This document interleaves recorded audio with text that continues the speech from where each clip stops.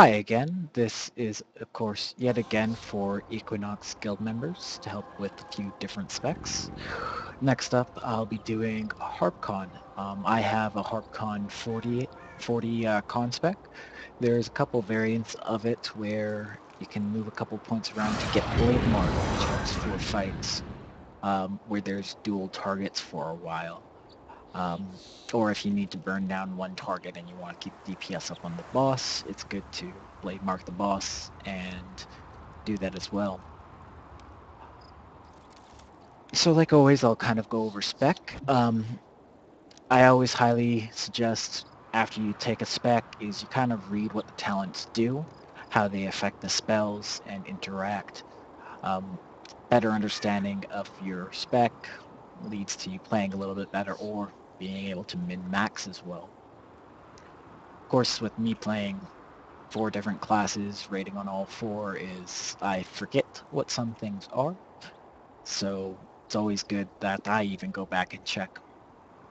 So the spec is 36 Harbinger, 40 Archon, and we have 0 Pyromancer.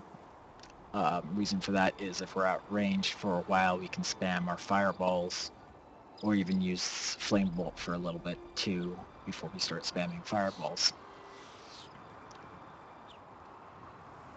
Other than that is, let's start with our hard points. So as I said, 36, so we have 5 points in Eldritch Knowledge.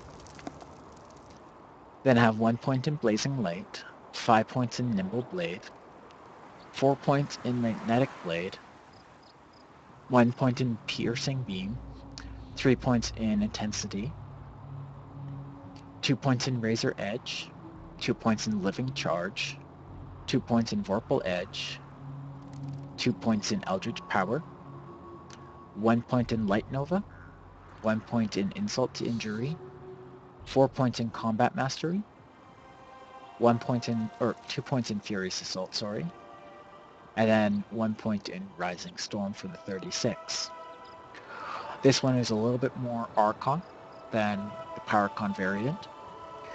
So we have 3 points in Favorite Ally, 5 points in Soulfire, 3 points in Strength of Stone, 2 points in Altruist, 5 points in Vital Assistance, 2 points in Speed and Numbers, 3 points in Improved Aegis, 1 point in Earthen Barrage, 5 points in Rising Vengeance, 2 points in Earthen Shards, 2 points in Power and Numbers, 1 point in Lava Field, 2 points in Lava Spout, 1 point in Spark Shower, 3 points in Inspiration. Something to note is with this spec we do have Spark Shower. Um, it's not up all the time, sometimes depending on how many procs we get of our Eldritch Power. But it is a 15-second cooldown and it gives run speed for 30 seconds. It should be up pretty consistently. This allows the bard to be able to run something else as well. As I said, this is a melee spec though. It is also superior to Pyrocon. Yeah, I find it very easy to play as well, but other people, they might not. So masteries that we use are Arcana Shield, Rejuvenating Presence, Combat Clarity, Sparking Destruction, and Ethereal Flux.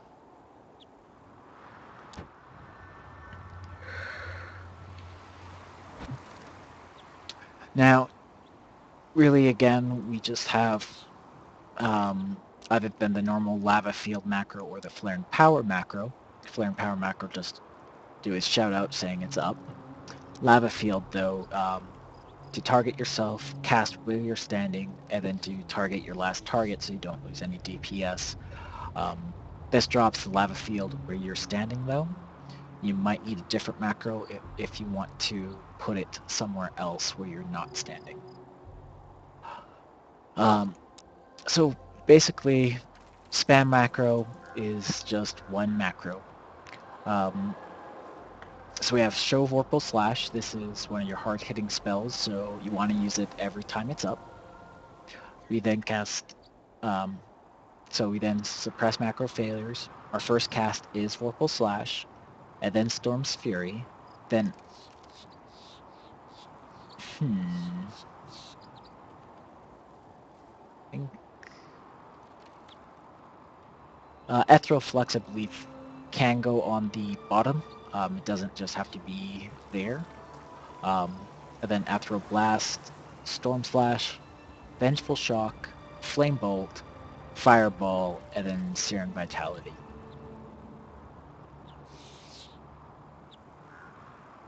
So that's the spam macro. It's your bread and butter one. The other macro is for your procs. Your Eldritch Armor gives you a proc which your slashing attacks have a 60% chance to reduce cast time of the next ability by 2.5 seconds, pretty much making anything an instant cast spell, and its mana cost by 40%. Cannot occur more than once every 3 seconds though. I believe the proc actually lasts something around 5 or 6 seconds, so you want to use the proc as often as you can, as quickly as you can. The other thing is the proc, it's like a 1 or 0.5 GCD, so you can also hit something else very, very quickly as well after the hitting the proc. So those are the kind of the macros. Just kind of go over some stuff. You have 3 Archon Auras. You have your Vitality of Stone, your Sheer Vigor, and then your Arcane Aegis. Of course, you have your 3 debuffs. You can preload Illuminate. You have your Ashen Defense and your Crumbling Resistance. You then also have 2 Blade buffs. Mainly DPSing, you'll be using the Lightning Blade, but for AoE, you can use the Luminous Weapon, so trash packs, that sort of stuff. Or fights where there's a lot of adds up, you can switch to Luminous Weapon. We then also want on our bar Piercing Beam and Blazing Light. I have cleanses just to kind of help out with cleanses. Always want Break Free.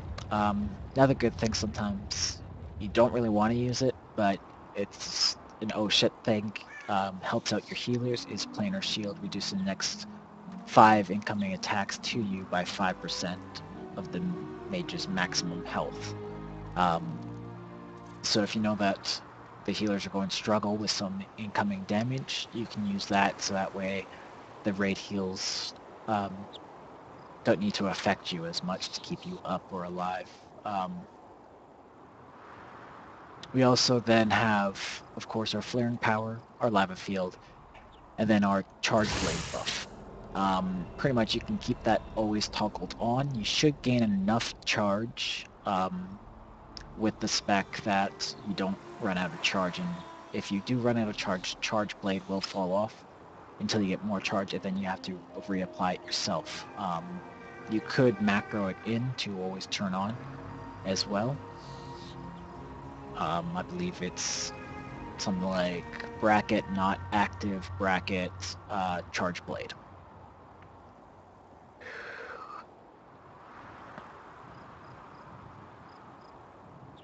So other than that, there is a couple K alerts I do have.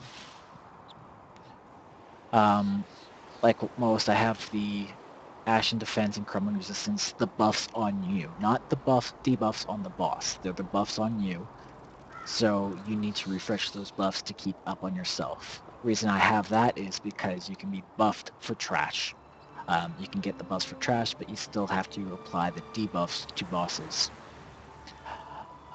Piercing Beam, it's a hard-hitting dot. We'll aunt it up as well. Lasts for 30 seconds, and you can put it up every 4 seconds, so it's also good to put up on multiple targets if you can. We have our stacks and time of Pillaging Stone. Searing Vitality stacks and time is that, so these buffs don't fall off of us. I have Vitality of Stone, Aura buff as well.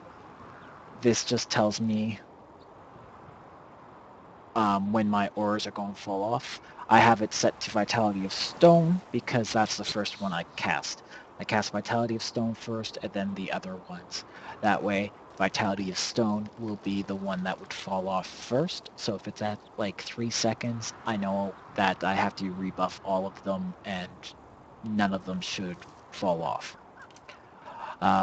Other dot that we have is Blazing Light. This one, believe we can spread it. Yeah, to our other targets. That just refreshes it.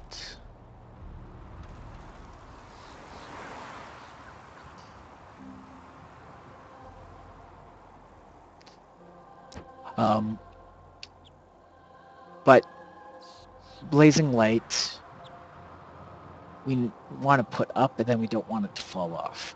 What happens is we refresh it with using our Lucent Slash. So that's why I have a keyword to track it, is so that way when it's at like 4 seconds or so, if I know that there's going to be a movement where I have to disengage from the boss for a while, I'll refresh it then. If not, where I don't have any disconnects, I could just stay on and refresh it like at 1 second. I want to make sure that you refresh it with a slashing attack of Lucent Slash, because your GCD will be shorter than if you used it a GCD to use Blazing Light. It has a longer global cooldown. Then, as well, I have a K alert for Eldritch Gift, notifying us when we have a proc. This proc is when you use your proc macro.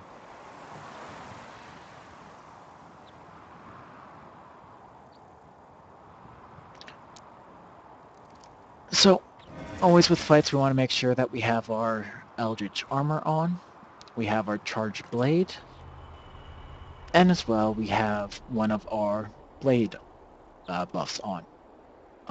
Just for AoE here, quickly show. I'll put on the Luminous Weapon.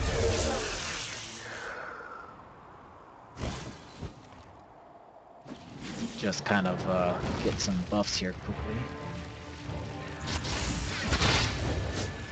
So see, we have the proc, both kind of ways.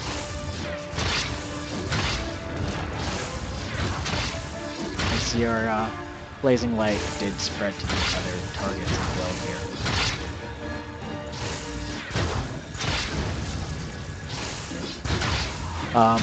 So in combat, I have Pillaging Stone, of course, on the bar, so that way I can get up stacks. During trash, you want to try and get up and keep up your Pillaging Stone stack, so that way you don't really have to spam 5 stacks of it while on a boss fight. So now I have 5 stacks here. I then start using my proc macro for when I get the Eldritch Gift proc, instead of using it on Pillaging Stone.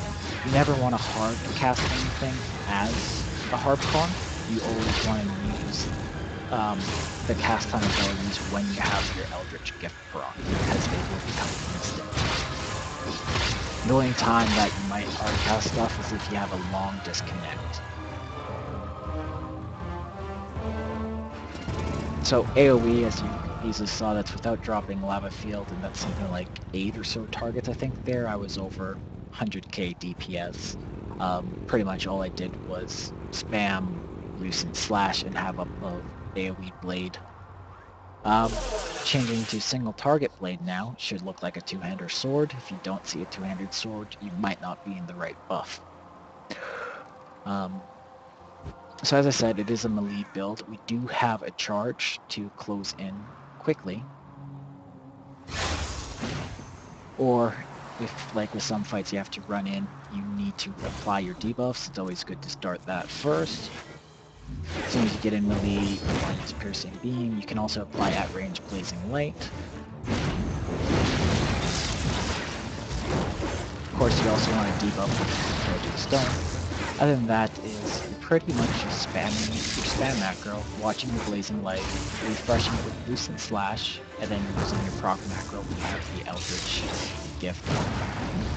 The other thing is, When you need to refresh your auras, wait for the Eldritch Gift. Your auras are 0 seconds, but because you're using the Eldritch Gift, you will get a faster GCD, and you can easily put up all 3 auras in like 1.5 seconds instead of taking 3 seconds. So other than that, as you're watching to make sure you're using your procs, you're keeping up the piercing beam, and that your lucid slash will refresh your poison blade.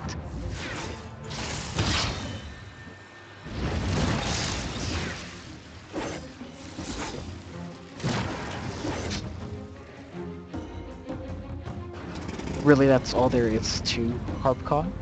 I'm told Harb scales very well with spell power. I would assume Harbchon is kind of the same way. A lot of spell power will help with your damage. So bear that in mind. And as I said, like, if you do have long disconnects where you have to be at range for a bit, you can just... you will start casting fireballs. Some damage is better than no damage, really, of course. But obviously, as a melee soul, you want to be in melee as much as you can.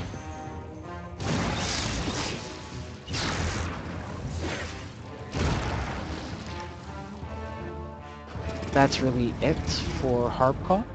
Hope this kind of helped you understand the spec at least a little bit more than you had before. I quite enjoy this spec, actually. I know some people in Equinox Guild aren't a fan of melee, other than if they're a tank. So bear with it that it is a melee soul. It does pull better numbers than Pyrocon. Of course, I didn't show you guys there as I was explaining stuff instead of focusing on the DPS aspect.